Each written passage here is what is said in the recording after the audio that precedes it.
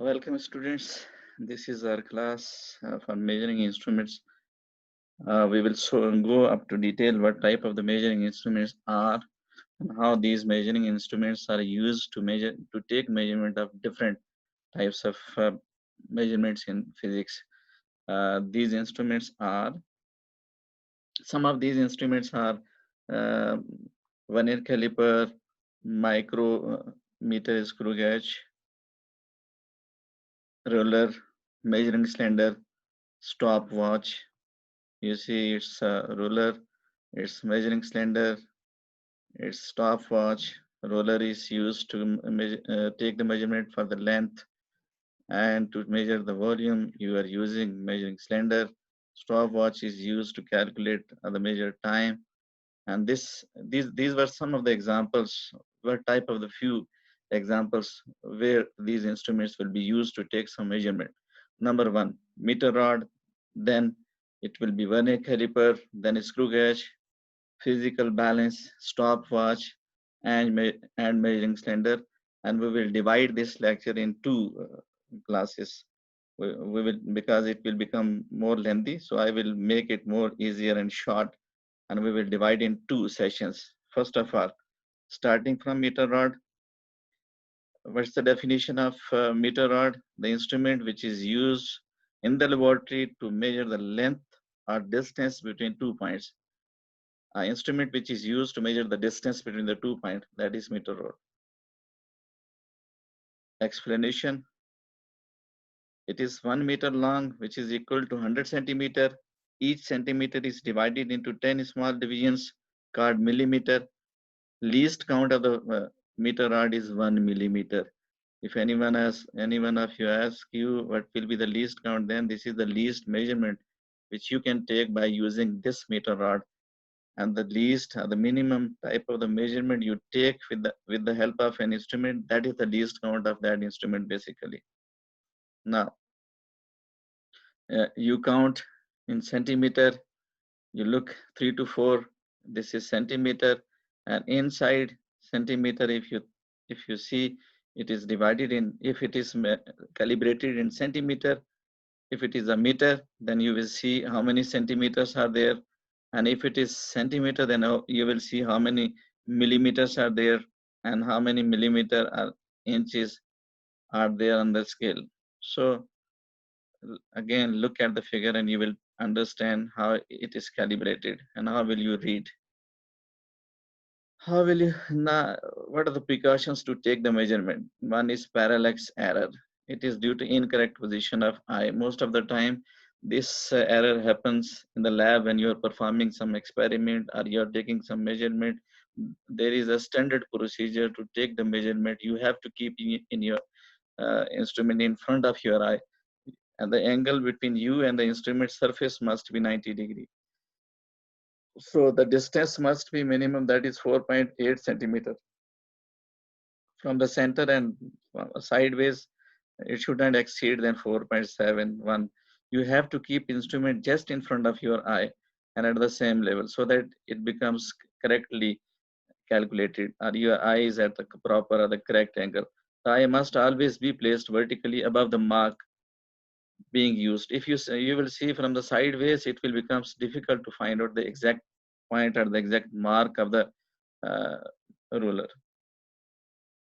Now the next one is vernier caliper introduction. It is an instrument used to measure small lengths accurately up to zero point 0.1 millimeter or 0.01 centimeter. It is also the uses of vernier calipers are it can also measure the length. But why we are using this one instead of ruler? Because its least count is very small, very small, up to 1.1 millimeter measurements you can take, but with the help of a scale it's not possible. So this is the plus point to take measurement by using these instruments when you have to take smallest type of the measurements. It was invented by French mathematician Pierre Harry Vernier in 1631. Now let's see what is the construction. It has two pairs of jaws, upper jaws and lower jaws. Upper jaw is used to measure the internal diameter of the narrow tubes. You insert the upper jaws inside glass or any type of hollow object. You will follow the same procedure for the taking measurement, which the rest of the procedures are taken.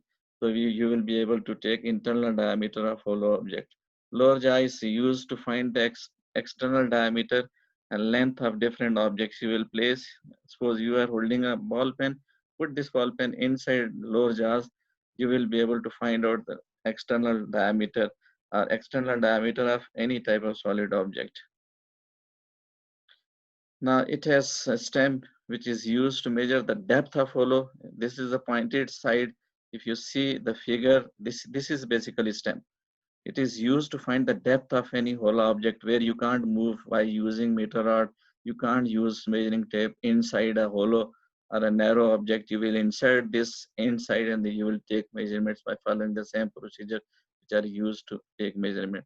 It consists of two jars and two scales connected with these jars. Number one is main scale, other one is vernier scale. This one is a scale which is immovable, which is not movable, that is basically called main scale.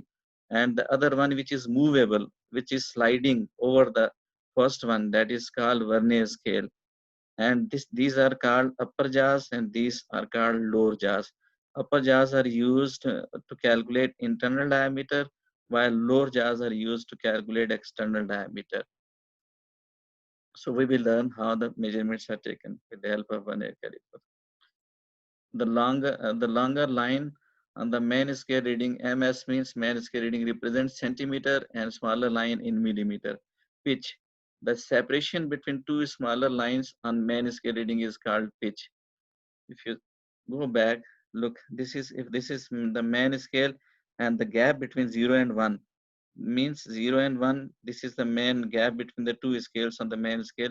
This one will be like this one, it is 0.1. So this is 0.1 will be the least count. So separation between two smaller lines on the main scale is called pitch. It is 1 millimeter. Now what is vernier scale? I have already explained the movable one. The sliding one is called vernier scale. The second jaw is movable and has a scale called vernier scale. The vernier scale can move forward and backward on the main scale. So the length of vernier scale is 9 millimeter and it is divided into 10 equal parts. It depends on the calibration. Some of the vernier calipers have deviation up to 10, some of vernier caliper have deviation up to 20, but it counts when you are calculating the least count of that instrument, because you need to know what are the number of marks on the vernier scale. Each part is divided, each part is called vernier division.